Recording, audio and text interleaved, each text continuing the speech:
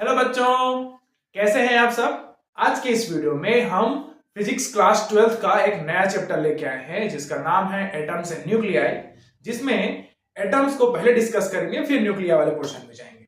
ठीक है, आप सभी जो है एटम के बारे में केमिस्ट्री में या कहीं ना कहीं सुने होंगे। ठीक है, हम उसको आज यहाँ पर डिस्कस करने वाले हैं।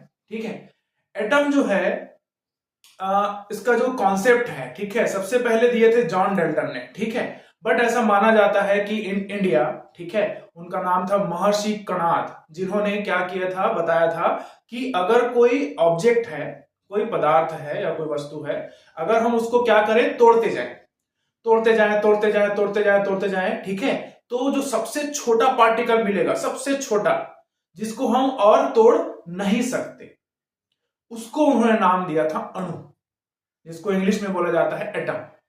ठीक है, तो आफ्टर लगभग 1000 साल बाद, ठीक है, जॉन डल्टन ने एटॉमिक थ्योरी प्रपोज किया, जिसके थ्रू उन्होंने बताया कि जो मैटर है वो जो है वो किससे मिलकर बनता है, एटम से। ठीक है ना, दो सबसे smallest unit of matter is called atom. ठीक है, तो आज हम जॉन डल्टन के एटॉमिक थ्योरी बारे में उसको डिस्कस करेंगे, प्राउड्स का हाइपोथेसिस था उसको डिस्कस करेंगे, और साथ ही साथ थॉमसन प्लम बडिंग मॉडल जो है उसके बारे में बात करने वाले हैं। ठीक है, तो स्टार्ट करते हैं about the John Dalton's atomic theory. ठीक है, इनका ये कहना था बच्चों कि जो एटम है, ठीक है, वो क्या होता है, किसी भी मैटर का क्या होता है, स्मॉलेस्ट यूनिट होता है, सबसे छोटा, जिसको हम और तोड़ नहीं सकते। ठीक है, इन्होंने साथ ही साथ ये भी बताया कि जो एटम होता है वो इलेक्ट्रिकली न्यूट्रल होता है। ठीक है, क्या बताया, इलेक्ट्रिकली न्यूट्रल होता है। चलिए अब हम प्राउड्स हाइपोथेसिस की बात करते हैं। इनका ये कहना था कि every element is made up of hydrogen atom. ठीक है, वो बोलते थे कि जितना एलिमेंट है उनका एटॉमिक वेट क्या बोलते हैं, ये हाइड्रोजन एटम के मल्टीपल के बराबर होता है। ठीक है, बट कुछ सालों के बाद इनका जो हाइपोथेसिस था उसको डिस्कार्ड कर दिया गया वैसे। ठीक है, देखिए एटॉमिक थ्योरी में भी कुछ कुछ चीजें को एक्सेप्ट किए, जैसे एटम जो है स्मॉलेस्ट क्या बोल सकते हैं, यूनिट ऑफ मैटर। ओके, वो क्या होता है, इलेक्ट्रिकली न्यूट्रल होता है, सबको एक्सेप्ट किए। ठीक है, बट कुछ कुछ इनके ड्रॉबैक्स भी थे। ठीक है, उसी तरह से सन 1907 में आफ्टर है ना, लगभग 100 साल के बाद जो है थॉमसन ने प्लम पुडिंग मॉडल दिया। ठीक है, उनका यह कहना था कि जो एटम है वो बिल्कुल इस तरह से है, ठीक है, तरबूजे के जैसा, है ना, और इसको उन्होंने बोला कि इसका जो आउटर सरफेस है वो होगा पॉजिटिव चार्ज, पॉजिटिवली चार्ज रहता है ना, और जो इलेक्ट्रॉन्स होंगे वो इसमें उसके सीड्स के फॉर्म में क्या होते हैं, रहते हैं। ठीक है, ये जो है वो क्या होते हैं, सीड्स के फॉर्म में रहते हैं, उसमें पूरी तरह, जैसे हम देखें ना तरबूजा, तरबूजे के अंदर क्या रहता है, पूरा काटेंगे तो उसके अंदर बहुत सारे बीज रहते हैं ना, बस उनका ये कहना था कि जो इसका जो आउटर सरफेस है वो पॉजिटिव चार्ज होगा, और जो अंदर में जो इलेक्ट्रॉन्स है वो उसके बीज की तरफ होंगे। याद रखेंगे बच्चों, थॉमसन का जो प्लम पुडिंग मॉडल था वो जो है जॉन डेल्टन के थ्योरी पर बेस्ड था। उनका कहना था कि जो एटम है वो इलेक्ट्रिकली न्यूट्रल होता है। ठीक है, तो इन्होंने अपना हाइपोथेसिस दिया कि हाँ भाई वो बिल्कुल एटम जो है इस तरह से रहता है। ठीक है, इसमें जो आउटर सरफेस है इस तरह से रहता है, मतलब किसके जैसा, तरबूज के जैसा, और यहाँ पर जो आउटर सरफेस है वो पॉजिटिव चार्ज रहेगा, और सेम अमाउंट ऑफ जितने भी इलेक्ट्रॉन है वो मिलके बनाएंगे तो क्या होते हैं, पॉजिटिव चार्ज, और नेगेटिव चार्ज क्या हो जाते हैं, न्यूट्रल हो जाते हैं। ठीक है, ये उनका कहना था। बट जब रदरफोर्ड ने गोल्ड फॉइल एक्सपेरिमेंट किया, उस पर्टिकुलर कंडीशन में देखा, भाई देखो इसमें क्या था कि कोई भी जगह खाली नहीं है, हर जगह पे क्या है, सीड्स जो है वो, मतलब सॉरी, इलेक्ट्रॉन्स जो है वो सीड्स के जैसे लगे हुए हैं। ठीक है, बट जब रदरफोर्ड ने अपना एटॉमिक मॉडल या उन्होंने एक्सपेरिमेंट किया, gold foil experiment, the famous gold foil experiment, उसमें उन्होंने बताया कि एटम जो है वो पूरी तरह से क्या होता है, खाली होता है। ठीक है, तब फिर ये वाला जो मॉडल था वो क्या हो गया, फेल हो गया। ठीक है, तो ये कुछ बेसिक क्या बोल सकते हैं, हाइपोथेसिस थे अबाउट द एटम। जो जॉन डल्टन का एटॉमिक थ्योरी था वो सबसे ज्यादा इफेक्टिव था। ठीक है, बट बहुत सारे उसमें कमियां थी, उसको बाद में खोजने का काम किन्होंने किया था, रदरफोर्ड ने। ठीक है, रदरफोर्ड एक ऐसे साइंटिस्ट थे जिन्होंने एटम के अंदर न्यूक्लियस की खोज की थी। ठीक है, तो हम उसी के बारे में अब डिस्कस करने वाले हैं। ठीक है, तो चलिए उसको देखते हैं। चलिए बच्चों, जो रदरफोर्ड का जो एक्सपेरिमेंट था, है ना, उसके बारे में थोड़ा सा देख लेते हैं कि किस तरह से उन्होंने अरेंजमेंट किया था। ठीक है, हमको पता है कि रदरफोर्ड का गोल्ड फॉयल एक्सपेरिमेंट था। तो उन्होंने क्या किया, गोल्ड का एक बहुत ही पतला, बहुत ही थिन क्या लिया, एक पतली सी पत्ती ली, जिसको हम बोलते हैं गोल्ड फॉयल, जिसका क्या बोलते हैं, डायमीटर कितना था, मतलब उसका मोटाई जो है वो 10⁻⁻8 मीटर, बहुत पतला था। ठीक है, उसको इस तरह से क्या किए, इस तरह से किसी चीज से उसको इस तरह से रख दिए। ठीक है, और यहां पर क्या किए, अल्फा पार्टिकल का सोर्स था जिसको हम बोलते हैं लिड।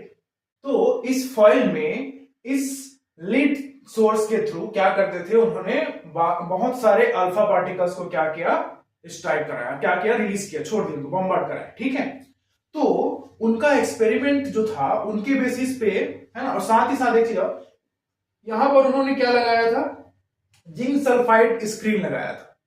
ठीक है, जिंक सल्फाइड स्क्रीन का प्रॉपर्टी ये होता है कि जैसे ही उसमें अल्फा पार्टिकल टकराते वो क्या करता था, ग्लो करता था। ठीक है, जलता था, तो उनको पता चल जाता था कि हाँ भाई यहां से। तो उन्होंने अपने ऑब्जर्वेशन में ये पाया बच्चों कि जो maximum number of alpha particles हैं वो क्या हो जाते हैं, सीधा सीधा निकल जाते हैं। ठीक है, विदाउट डेविएशन, जैसे जिस एंगल में यहां से निकले थे उस एंगल में वो विदाउट डेविएशन क्या हो जाते थे, बाहर निकल जाते थे। ठीक है, उन्होंने पाया कि लगभग 8000 में से कोई एक अल्फा पार्टिकल, है ना, 8000 में से कोई एक अल्फा पार्टिकल जो है वो मोर देन 90 डिग्री क्या होता है, उससे डेविएट हुआ। ठीक है, पहला ये बोले कि maximum number of alpha particle जो है वो क्या हो गए, स्टेट निकल गए। दूसरा उनका ये कहना था कि 1 आउट ऑफ 8000, ठीक है, इतने अल्फा पार्टिकल जो है वो क्या करते थे, जो है मोर देन 90 डिग्री पे क्या होते थे, टर्न होते थे, है ना, डेविएट होते थे, ऐसे जाते रहे फिर टर्न हुए। उसमें से बहुत ही फ्यू रेयर बोल सकते हैं अल्फा पार्टिकल जो है वो इस गोल्ड फॉइल से टकराए बिना ही जिस रास्ते से आए थे उसी रास्ते से वापस लौट गए। ठीक है, देखो पहला ये है कि मैक्सिमम नंबर ऑफ सीधा निकल गया, मतलब कितना डिग्री, 0 डिग्री। ठीक है, कुछ जो है ना, बहुत कम थे, उनकी संख्या ये था कि वो 90 डिग्री से ज्यादा क्या होता था, वहां पर डेविएशन होता था उस एंगल से।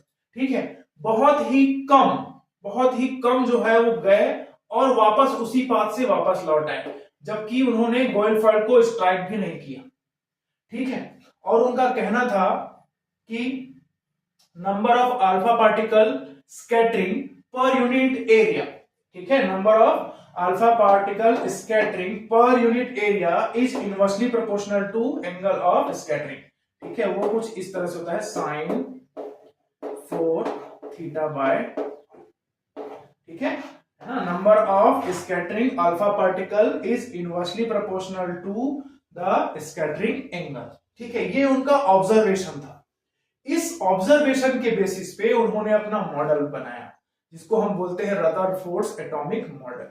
ठीक है, तो जब उन्होंने रदरफोर्ड ने अपना मॉडल बनाया, ठीक है, तो कुछ कुछ पॉइंट्स को उन्होंने वहां पे मेंशन किया जिसके बारे में हम चर्चा करने वाले हैं। ठीक है, इसमें यहां पर जो है हमने एक माइक्रोस्कोप लिया है जिसके थ्रू हम देख सकते हैं। ठीक है, उसको बोला जाता है स्पिनथेरिस्कोप। ठीक है, ये क्या होता है, इस तरह से पूरे ऑल ओवर द क्या बोलेंगे स्क्रीन में रोटेट होता है। ठीक है, तो जहां जहां पे डेविएशन था वहां पे यहां पे हम उसको थ्रू उसको हम देख सकते हैं। ठीक है, इसको देखने के लिए अल्फा पार्टिकल्स को। ठीक है, तो आपको याद रखना है कि जब उन्होंने उसका एक्सपेरिमेंट किया तो ये पाया कि जो एटम है वो लगभग पूरी तरह से क्या होता है, खाली होता है।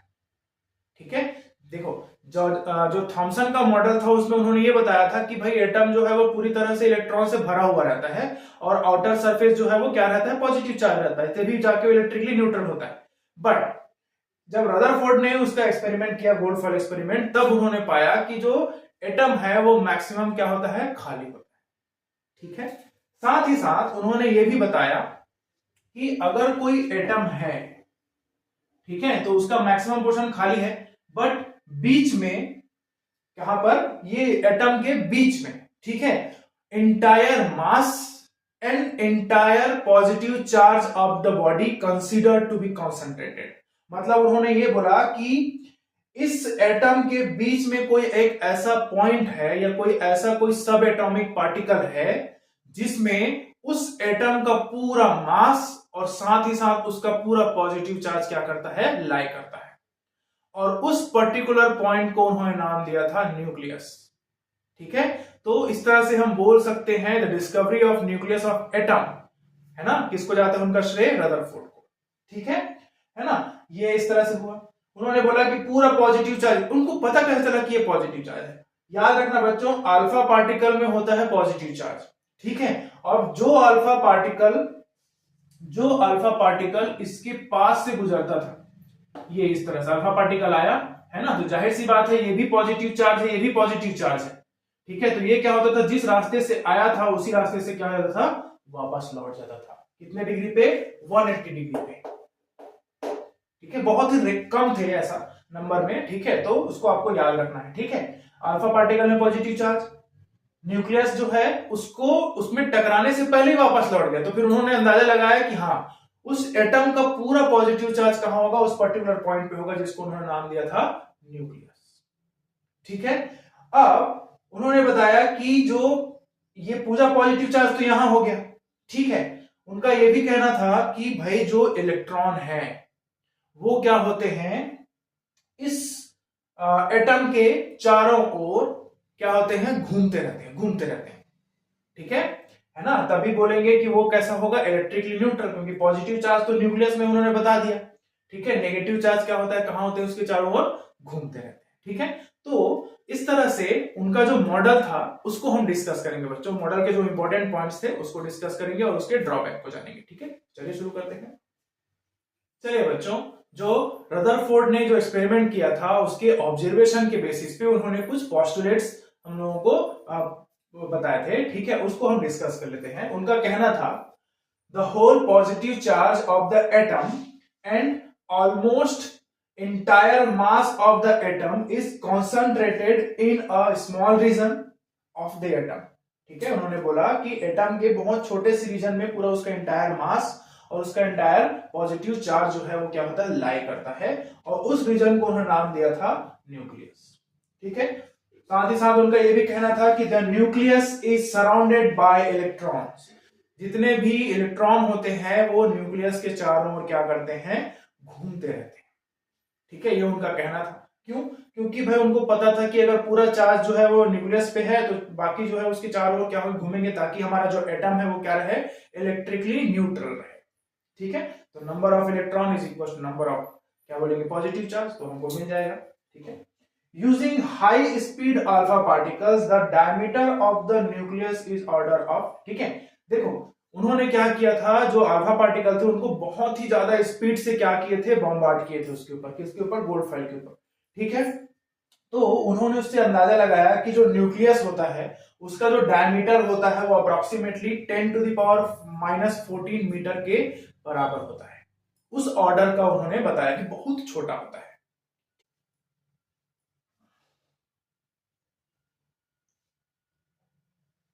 नोट कीजिए इसको। चलिए अगला पॉइंट देख लेते हैं, for stability of the atom.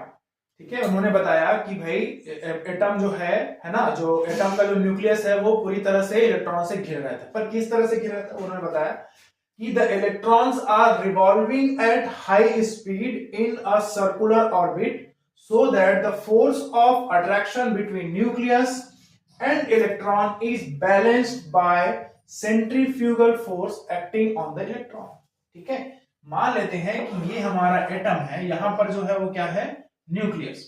ठीक है, तो जो इलेक्ट्रॉन होंगे वो इसके चारों ओर सर्कुलर ऑर्बिट में क्या होते हैं, रोटेट होते हैं। ये उनका कहना था। इससे फायदा ये हुआ कि यहां पर अगर इलेक्ट्रॉन जो है वो रुका रहता, ठीक है, तो ये जो है फोर्स ऑफ अट्रैक्शन के कारण से इलेक्ट्रॉन को अपनी तरफ क्या करता, खींच लेता। अब इलेक्ट्रॉन और जो पॉजिटिव चार्ज है वो एक जगह से कोलाइड कर जाते हैं, तो वहां पर जो है एटम जो है वो कोलैप्स कर जाता है। ठीक है, एटम फिर एग्जिस्ट ही नहीं करता। इसीलिए उन्होंने उसको बैलेंस करने के लिए ये बताया, स्टेबिलिटी के लिए, कि जो इलेक्ट्रॉन है वो कंटिन्यूसली क्या होता है, घूमते रहता है। अब यहां पर जो फोर्स ऑफ अट्रैक्शन लग रहा है उसको कौन बैलेंस करता है, सेंट्रीफ्यूगल फोर्स। ठीक है, किसके ऊपर लगने वाला सेंट्रीफ्यूगल फोर्स, इलेक्ट्रॉन के ऊपर। ठीक है, बट इसमें एक क्या बोल सकते हैं परेशानी थी बच्चों, कि अगर जैसे हमने पढ़ा हुआ है पहले के जो थ्योरी थे है ना, ओल्ड फिजिक्स थ्योरी, उसमें था कि जो कोई भी बॉडी है अगर वो क्या हो रहा है, मोशन कर रहा है ना, तो वो क्या करता है, एनर्जी रेडिएट करता है। ठीक है, रदरफोर्ड का जो मॉडल था एटॉमिक मॉडल, उसका सबसे बड़ा ड्रॉबैक यही था कि जो उन्होंने बोला कि इलेक्ट्रॉन जो है वो कंटिन्यूसली घूम रहे हैं, ठीक है, उनका एनर्जी जो है वो लॉस नहीं होता। बट जो पुराना जो ओल्ड फिजिक्स का थ्योरी था उसके अकॉर्डिंग कोई भी ऑब्जेक्ट अगर वो मोशन में है तो वो क्या करता है, एनर्जी को रेडिएट करता है। ठीक है, क्या करता है, एनर्जी को रेडिएट करता है। तो जाहिर सी बात है इसका एनर्जी अगर कम होते जाए तो एक टाइम ऐसे आएगा यहां पर घूमते घूमते घूमते घूमते वो कहां पहुंच जाएगा, न्यूक्लियस। पर ऐसा हो नहीं रहा है। ठीक है, तो उसको वो रदरफोर्ड प्रॉपर्ली एक्सप्लेन नहीं कर पाए। ठीक है, इसी कारण से उनका जो ये वाला पॉइंट था जो घूमते रहते हैं, ठीक है, उनको उन्होंने प्रॉपर्ली एक्सप्लेन किया है। तो सही है ना, ये वाला जो पोस्टुलेट है वो है सही, बट उनको उन्होंने प्रूफ नहीं कर पाए। ठीक है, तो ये उनका इस एटॉमिक मॉडल का ड्रॉबैक था। But for the discovery of nucleus, ठीक है, उनको नोबेल प्राइज से नवाजा गया। ठीक है, क्योंकि वो अपने आप में बहुत बड़ा डिस्कवरी था। ठीक है, बट ये है कि जितना भी क्या बोलते हैं पोस्टुलेट्स रदरफोर्ड ने हमको दिए हैं, ठीक है, वो सारे के सारे कैसे हैं, वैलिड है। ठीक है, रदरफोर्ड का एटॉमिक मॉडल आने के बाद जे थॉमसन का जो एटॉमिक मॉडल था वो क्या हो गया, डिस्कार्डेड हो गया।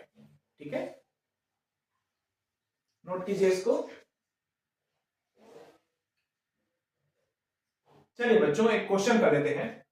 इन Rutherford's alpha particle scattering experiment with thin gold foil 8100 scattered alpha particle per unit per minute were observed at an angle of 60 degree. ठीक है, जब हम उस एक्सपेरिमेंट में 60 डिग्री से क्या करते हैं, ऑब्जर्व करते हैं, तो हमको कितना मिलता है, 8100 स्कैटर्ड अल्फा पार्टिकल मिलते हैं। ठीक है, हमको पता लगाना है number of scattered alpha particle at an angle of 120 degree. ठीक है, इसमें लगाएंगे पर यूनिट पर मिनट, पर यूनिट एरिया पर मिनट। ठीक है, तो हमने जब इसकी बात करेंगे तो आपको मैंने बताया था कि जो नंबर ऑफ अल्फा पार्टिकल पर यूनिट एरिया होता है वो क्या होता है, इनवर्सली प्रोपोर्शनल होता है angle of scattering sine theta by 2, ये ऐसा होता है। ठीक है, तो अगर हम इसको इस तरह मान लें, n1 ले लें कितना, 8100, ठीक है, n2 number of alpha particle हमको ये फाइंड करना है। ठीक है, इसी में थीटा 1 ले ले बच्चों कितना, 60 डिग्री, थीटा 2 ले ले 120 डिग्री। ठीक है, तो हम यहां से निकाल सकते हैं, इसको कैसे लिख सकते हैं, n1 by n2 that is equal to, ये 1 अपॉन में ऊपर चला जाएगा तो sine 4 theta by 2 upon sine theta 2 है ना। ठीक है, साइन पावर 4 थीटा 1 बाय, ठीक है, तो ये इसका वैल्यू रखेंगे 8100, इसका वैल्यू हमको फाइंड करना है। इसकी बात करेंगे तो साइन यहां पर हो जाएगा पावर 4 और ये दिया हुआ है थीटा 120 डिग्री बाय 2 और ये हो जाएगा साइन पावर 4 थीटा 1 का वैल्यू दिया है 60 बाय, ठीक है, तो उसको सॉल्व करेंगे तो यहां पर हमको मिलेगा, ये होगा 8100 divided by n2 is equals to, ये वाला देखिए कितना हो जाएगा, साइन 60, साइन 60 का वैल्यू होता है √3/2। ठीक है, तो √3/2 को 4 बार मल्टीप्लाई करेंगे तो कितना आएगा, 9 और 2 को करेंगे तो 16। वैसे ही यहां पर कितना हो जाएगा, 1/2, तो ये हो जाएगा 1/16, तो ये 16 से 16 कट गया। हमको चाहिए था n2 का वैल्यू, ठीक है, तो क्या हो जाएगा 8100 अपॉन 9, ये हो जाएगा 900। इसका मतलब ये है कि जब हम 120 डिग्री पे वहां पर जो स्कैटरिंग हो रहा है उसको ऑब्जर्व करेंगे, तब क्या होगा, हमको नंबर ऑफ अल्फा पार्टिकल कितने मिलेंगे, 900। ठीक है, तो इस तरह से अगर क्वेश्चन आएगा तो आप सॉल्व कर सकते हैं इसको। ठीक है, नोट कीजिए। तो आई होप आपको चीजें समझ में आई हो। ठीक है, थैंक यू।